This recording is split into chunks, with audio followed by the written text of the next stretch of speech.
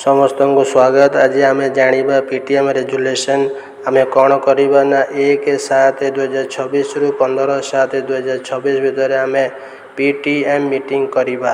PTM meeting हो सारा पर आपण 17 तारीख रे एसएमसी फॉर्मेशन करेंगे एवं 18 तारीख रे डाटा सीआरसीसी को देवे। आज आम पीटीएम रेजुलेशन किपर लिखा से विषय देखा।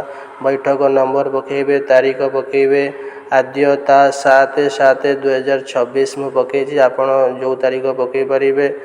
मंगलवार अपराह्न 2 घटिका समय ओसेपा पत्र संख्या 7063 और तारीख 26/6/2026 रिखा मते एवं डीओ और बीओ चिठी नंबर अनुसार पीटीए बैठक श्रीजुक्त एटी प्रधान शिक्षक नाम देवे। सभापतित्व विद्यालय पढ़ुथिबा समस्त छात्र छात्री पितामाता, अभिभावक और शिक्षक शिक्षयित्री एवं अंगनवाड़ी कर्मी, अलुमिना और शिक्षाविद मानक नहीं नुआ विद्यालय परिचालन कमिटी एसएमसी गठन बाबद पीटीएम अनुष्ठित हुई एथिरे निम्नलिखित प्रस्ताव मान आलोचना करा जाई सर्वसम्मति क्रमे निष्पत्ति ग्रहण करागला।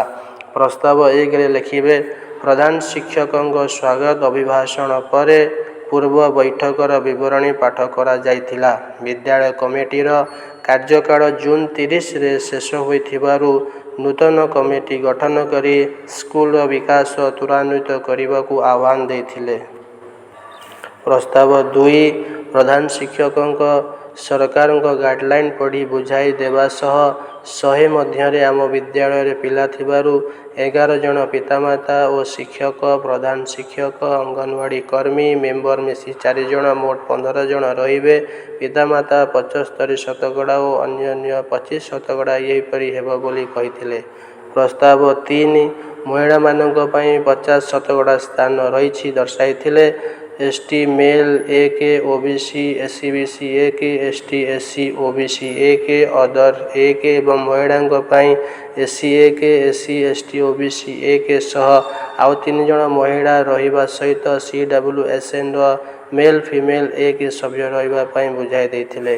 चतुर्थ प्रस्ताव विद्यालय परिचालन कमिटी सहित आउ 2टी नुआ कमिटी यथा स्कूल बिल्डिंग और एकाडेमिक कमिटी गठन हेबा बोली जणाई दियागला।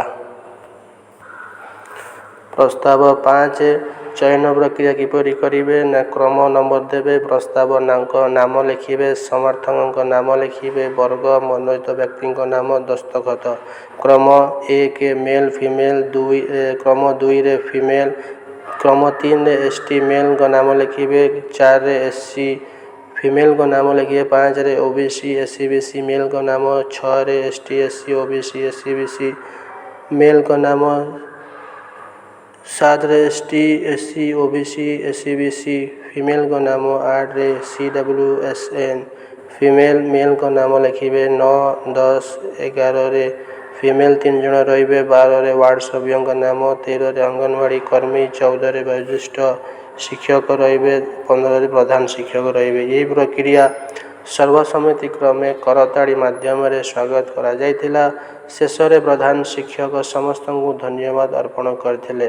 सभा कार्य पर जड़पान करी उक्त पीटीए बैठक समापन होइथिला। वितर ठीक 7 दिन पर एसएमसी बैठक होई सभापति मनोनीत करा जिवो बोली जणाई दियागला। पीटीए सभ्यंकर दस्तखत रहिबो, प्रधान शिक्षक दस्तखत। जदि आपण को ये वीडियो भल लगी आपण निश्चिंत लाइक एवं सब्सक्राइब करेंगे। धन्यवाद।